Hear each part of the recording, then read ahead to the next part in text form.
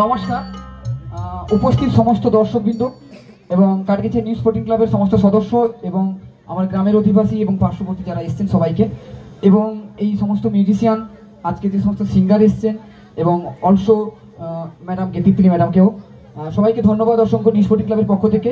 আর special ধন্যবাদ আমার গ্রামের সমস্ত অধিবাসীদের এবং যাদের সহযোগিতায় আজকের এই মঞ্চে আমরা আজকে এই তিতলি ম্যাডামকে নিয়ে আসতে পেরেছি, তার জন্য সবাইকে অসংখ্য ধন্যবাদ নিউ স্পোর্টিং ক্লাবের পক্ষ থেকে।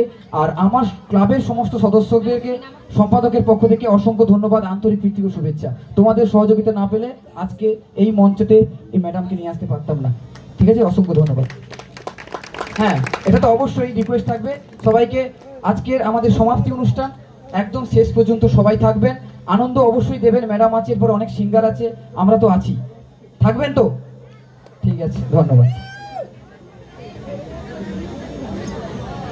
থ্যাংক ইউ সো মাচ ক্লাবের সমস্ত দাদা ভাইদের আমাকে এত সুন্দর করে বরণ করে নেওয়ার জন্য, এবং কি কি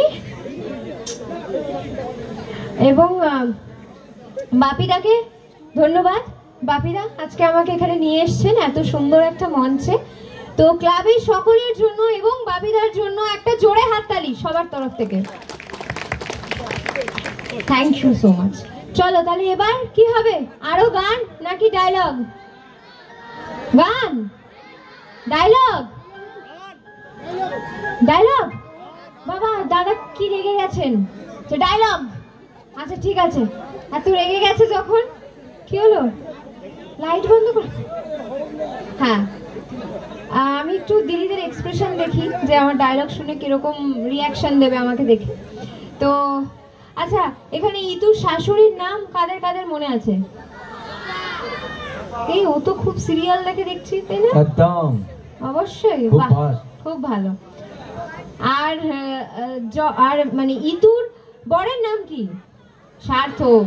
হ্যাঁ, তো সিরিয়ালে একটা মেয়ে ছিল যে ইতু আর সার্থককে সবসময় আলাদা করে দেওয়ার চেষ্টা করতো, যার নাম হচ্ছে